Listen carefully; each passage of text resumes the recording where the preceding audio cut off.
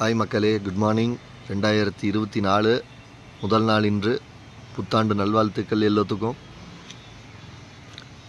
இன்றைக்கி new year celebration. Munnar வந்திருக்கோம், கேரளா. காத்தாலேயே பனிமூட்டம் சூப்பராக இருக்குது பாருங்கள். மேகம், அந்த பனிமூட்டம் ரொம்ப கீழாப்பில் இருக்குது. அதுக்கு மேலே அந்த மரத்தோட அந்த கிளைகள்லாம் தெரியுது. பார்க்குறதுக்கே ஒரு ரம்யமாக இருக்குது.